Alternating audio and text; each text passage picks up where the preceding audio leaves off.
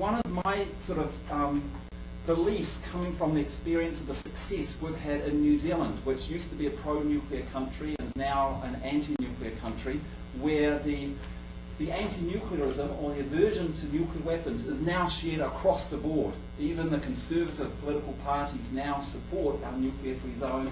Our nuclear abolition legislation is supported now by over 95% of the population, whereas 20 years ago was only barely a majority at 50%. Based on some of the experience of how we've managed to move the political, the legal and the public consciousness with this, it's my belief that it's not just one initiative that's going to help us achieve nuclear abolition, which is the title here, how to get to nuclear abolition. There's not one magic pill, there's not one initiative which is going to do the whole thing. It's going to be a range of initiatives at different levels interacting with each other. I want to start with the World Court case though, because I think it's a very important place to start.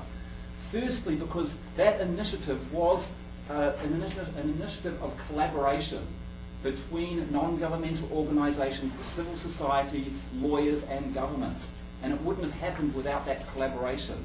It was an initiative which came from civil society. It was proposed by non-governmental organisations, formed a coalition, the World Court Project, had some principal international groups like the Association of Lawyers Against Nuclear Arms, the Physicians for the Prevention of Nuclear War, and International Peace Bureau, but it actually built up a support network of 700 organisations around the world.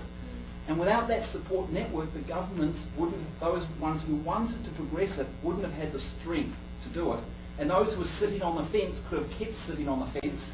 They wouldn't have been pushed over to supporting it without that civil society support. We also needed the legal expertise, because there are a number of governments who are asking questions. Is there strong law against nuclear weapons? And we know the sentiment, but is the law there? And what about what type of decision will we get from the court? And so there are a number of lawyers who were engaged at that stage that provided that input. And so that was very important. And we needed to have a collaborative relationship with the governments, not an adversarial relationship with governments.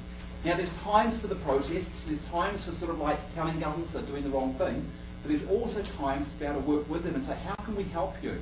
And that's a different type of advocacy than the protest or in the streets.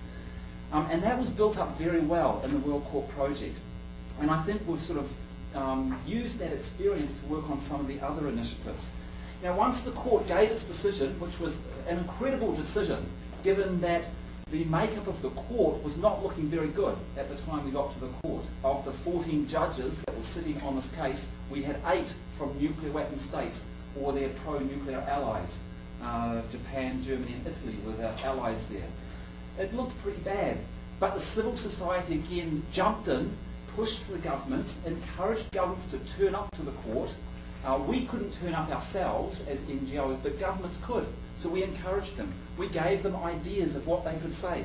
We gave them expert witnesses that they could present to the court. We had a wonderful expert witness from the Marshall Islands, Alyn. So the wonderful testimony came from the civil society encouragement. So twice as many countries turned up to this court case than any other case in the history of the court. It was an incredible, again, collaboration between civil society and governments, resulting in a very positive decision, and we've heard about that the threat or use of nuclear weapons is generally illegal, and there's an obligation to pursue disarmament negotiations in good faith.